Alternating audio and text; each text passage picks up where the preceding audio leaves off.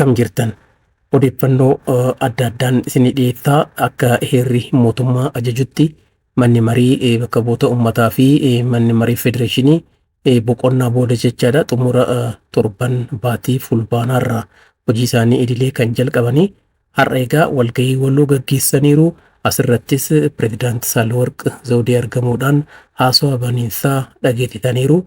Dhimma kana bal'inaan isinii dhiyeessaa. Akkasumas qabxiin qormaata biyyaalessaa kutaa 12ffaa har'a ba'eera. Ministeera barnootaa Piroofeesar Biraanuu Naggaa dhimma kanarratti miidiyaaleef ibsa kennaniiru.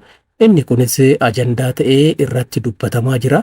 Dhumarratti isa kana ilaalchisuudhaanis waan jedhamaa jiruu fi haala ibsichaan isinii kaasaa hanga xumuraatti akkan waliin turtaniif kabajaanin isin affeeraa turtii gaarii. Miseensonni manneen marii lamaan jechuunis kan mana marii bakka bu'oota uummataa fi mana marii federeeshinii har'a iddoo tokkotti egaa kan wal ga'an akkuma nama jalqaba irratti isinii kaase walgahii waloo kanarratti muummichi ministeeraa Dr. Abiyyi Ahmedis argamaniiru. Wayitii mana marichaa gaanettis haala daawwattan kanaan miseensotaan simatamaniiru. Kun egaa wal kabaja kan mul'isudha. Hoggansa olaanaadhaaf miseensonni mana marichaa haala barameen kabaja ni kennu. Kanatu raawwatame jechaadha. Egaa kana booda pireezidaanti Saahilewarq Zawudee walgahii waloo kanarratti haasawaa baniinsaa taasisaniiru. Haasawaan isaan taasisan dhimmoota biyya adda addaa irratti kan xiyyeeffatedha. Kanneen keessaa dhimmoota tokko tokkoon isinii dhiyeessaa jechaadha hanga danda'ametti. Egaa isaan kan jedhani olaantummaa seeraa kabachiisuun nageenya waaraa mirkaneessuun xiyyeeffannoo olaanaa mootummaan bara kana qabate ta'uu pireezidaanti Saahilewarq himanii jiru. Pireezidaanti Saahilewarq Zawudee sirna baniinsa manneen maree lameen irratti argamuudhaan haasawaa fi kallattii hojii mootummaa federaalaa kennaniiru. Walitti bu'iinsi kutaa kaabaa biyyattii waliigaltee nageenyaan xumuramuusaas eeraniiru haasawaa taasisaniini. Kunis lammiileef boqonnaa kan kenne ta'uu eeruudhaan ammallee mootummaan rakkoo kamiyyuu mariin furuudhaaf kutannoo kan qabu ta'uusaa dubbataniiru. Kana malees immoo garaagarummaa yaadaa waggoottaniif turan furuudhaaf koomishiniin marii biyyaalessaa hundeeffamuu yaadachiisuudhaan garaagarummaa turan dhiphisuun Itoophiyaa hunda keenya fakkaattu ijaaruudhaaf kan shoora gumaachuu ta'uusaa himaniitiin jiru. Milkaa'ina marii kanaatiif ammoo deeggarsaa fi sochii hunda keenya gaafata jedhaniiru pireezidaanti Saahilewarq. Sabdaneessummaan miidhagina tokkummaan walitti hidhamiinsa keenyaati kan jedhan pireezidaanti Saahilewarq Zawudee mariin biyyaalessaa sirna mootummaa qaroomaa hundeessuudhaaf daandii ta'uusaa himaniiru. Olaantummaa seeraa mirkaneessuun nageenya waaraa mirkaneessuudhaaf dhimmoota xiyyeeffannoo mootummaa ta'uus kaasaniiru. Keessumattuu immoo nageenya lammiilee mirkaneessuudhaaf xiyyeeffannaan kan hojjetamu ta'uu fi balballi nageenyaas yoomiyyuu banaa akka ta'edha kan mirkaneessanii. Filmaatawwan humnaa fayyadamuudhaan faayidaa siyaasaa argachuudhaaf humnoota socho'an mootummaan callisuun kan hin ilaalle ta'uusaas hubachiisaniiru. Hojiileen odeeffannoo sobaa fi haasawaa jibbiinsaan walitti bu'iinsa uummattoota gidduutti uumuudhaaf sochiin taasifamu itti gaafatamummaa seeraa mirkaneessuudhaaf mootummaan ni hojjeta jedhan pireezidaanti Saahilewarq. Dirree siyaasaa bal'isuudhaaf hojiin dhaabbilee dimokiraasii bal'isuu daran cimee kan itti fufu ta'uu ibsuudhaan seenessi hunda waliigalchiisuu seenessa biyyaalessaa ijaaruu irratti xiyyeeffachuudhaan kan hojjetamu ta'uusaa dubbatan. Dhimma damee dinagdee ilaalchisuudhaan dinagdee hunda galeessaan fayyadamummaa uummataa gama hundaan mirkaneessuudhaaf kan hojjetamu ta'uusaa pireezidaantittiin himaniiru. Mootummaan badhaadhina waloo mirkaneessuudhaaf hojjechaa akka jirus eeranii. Kanaanis waggoottan jijjiiramaa keessa guddina dinagdee abdii qabeessi galmaa'uu yaadachiisanii Itoophiyaan qaxxaamurummaa guddinaarra jirti kan jedhan pireezidaanti Saahilewarq dinagdee hunda galeessaa fi gama hundaan fayyadamummaa uummataa mirkaneessuuf hojjetamaa jira jedhaniiru. Karoorri guddina waliigalaa yeroo qabame keessatti galma gahaa jira jedhaniiru. Oomishtummaa qamadii guddisuun akka danda'amee fi gabaa alaatti erguudhaanis galii sharafa alaa argamsiisuun akka danda'ame himan. Misooma boqqolloo fi ruuzii irratti hojiilee hojjetamaniin bu'aawwan jajjabeessaan akka galmaa'aniif daandii saaquus himaniiru. Sosochii maaddii guutuun oomishtummaa olaanaan akka argamee fi kunis ammoo lammiileen qaaleensa jireenyaa akka dandamataniif carraa hojii uumuusaa himaniiru.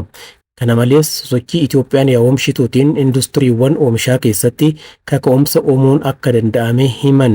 Investimentii alaa irratti jijjiiramni olaanaan galmaa'uu, tajaajilli liqii baankotaa dabaluu, sirna diijitaalaa damee faayinaansiin raawwiin fooyya'aan galmaa'eeras jedhan. Qormaatawwanii fi gufuuwwan mudatan gara carraatti jijjiiruun bu'aa galmeessisuun milkaa'ina olaanaa ta'uus himaniiru. Pireezidaanti Saalawarq dhimmoota irratti waliin galle tursiisaa waan irratti walii galame irratti waliin hojjechaa garaagarummaa jiru irratti immoo otoo walitti hin bu'in biyya fooyyooftee dhaloota itti aanutti dabarsuu qabnas jedhaniiru. Pireezidaantittiin mootummaan badhaadhina hunda galeessa mirkaneessuudhaaf waggoottan 3 darban karoora waggoota 10 baasuudhaan hojjechaa akka jirus yaadachiisaniiru. Boqonnaa jalqabaa bara 2013 hanga bara 2015tti guddinni abdii qabeessi galmaa'uusaas yaadachiisaniiru. Raawwii waggaa darbeetiin waliigalaan bu'aawwan jajjabeessaan galmaa'uu himuudhaan qormaatilee hedduu mudatan keessa darbamaa jiras jedhaniiru. Qormaatawwanii fi gufuuwwan mudatan gara carraatti jijjiiruun bu'aa galmeessisuun milkaa'ina olaanaa akka ta'e himan. Cabiinsa suphuun garaagarummaa dhiphisuun biyya keenya bu'uura hin raafamne irratti dhaabuudhaaf qindoominaan hojjechuutu nurraa eegamas jedhaniiru. Kana gochuudhaafis daandii irra dhufne qorachuun murteessaa akka ta'e himan. Waan buufanne cimsachuun kan nu hin baasin daandii biraan bakka buusuun barbaachisaa ta'uu eeruudhaan kana gochuudhaafis yaadaa fi hubannoo jijjiiramaan hojjechuu qabna jedhaniiru. Damee dippiloomaasii ilaalchisuudhaanis Pireezidaanti Saalawarq haasawaa dhageessisan kanaan Itoophiyaan fudhatamummaa damee dippiloomaasiitiin argatteetti fayyadamuudhaan waliigaltee damee hedduu irratti ofirra dabartee faayidaa Afrikaanotaaf akka dhaabbattu carraa kan uumedha jedhaniiru. Hariiroo dippiloomaasii damee hedduu fi gamlameen Itoophiyaan BRICSitti makamuun injifannoo biyyaalessaa damee dippiloomaasiitiin galmeeffamedha jedhan.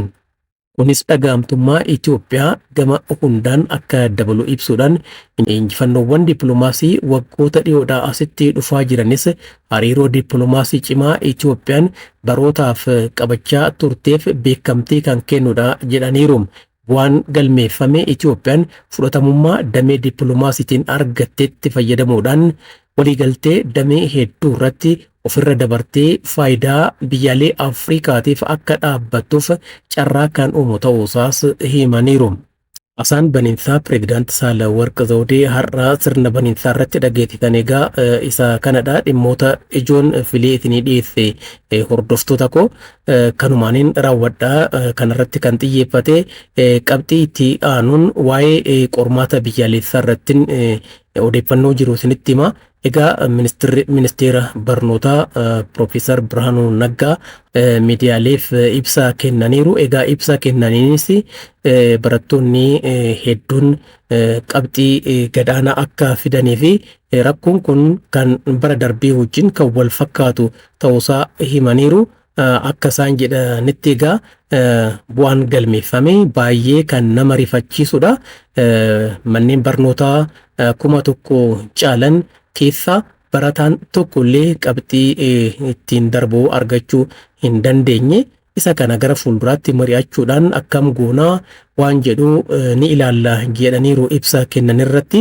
Egaa dhimmi qabxii barattoota kutaa 12ffaa har'a ifoomsame kun ajandaa guddaa ta'e hawaasa keessatti irratti dubbatamaatiin jira. Maaliif kun ta'uu danda'e jechuudhaan egaa hundumtuu irratti mari'achaa jira. Odeeffannoowwan har'aaf qabadhee dhiyaadhe egaa kanuma waan hordoftaniif baay'een isin galatoomfadhaa. Nagaatti fayyaa ta'a.